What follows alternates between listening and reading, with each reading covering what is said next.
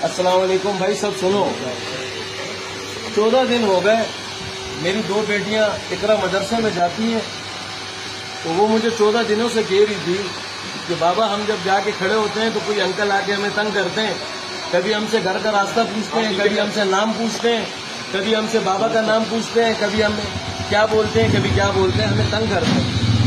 तो मैं 14 दिन से इसी मजाक में ले रहा था कि कोई मोहल्ले का कोई यार दोस्त हमारा जानने वाला होगा, इसी तंग करता होगा, पूछता होगा।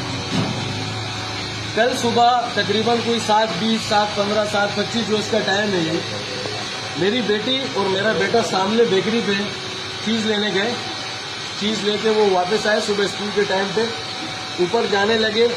ये पीछे इस पतली गली में कहीं छुपा हुआ था, ये वहां से आया, ये सीधा आके बिल्डिंग में ऊपर चढ़ा, तीसरे फ्लोर पे, तीसरी छत पे ये गया।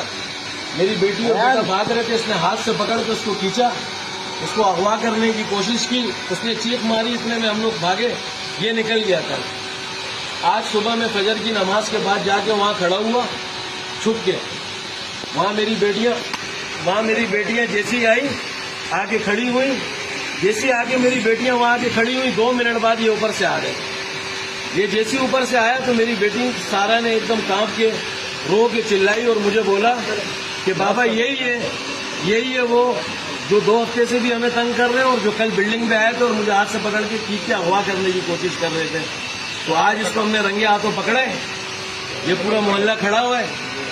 ये यहाँ पे पतली गली में शकूर के घर में, इधर आ जाओ, इधर आ जाओ।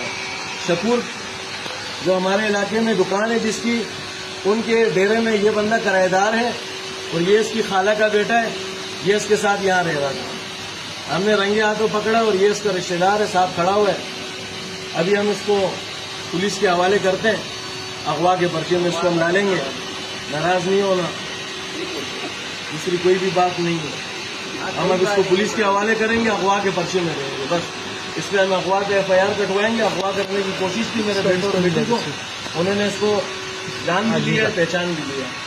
बाकी वो और कानून जाने, इदारे जाने, पुलिस जाने, हम उसके ऊपर FIR कटवाएंगे, छोड़ेंगे। अल्लाह हाफिज़।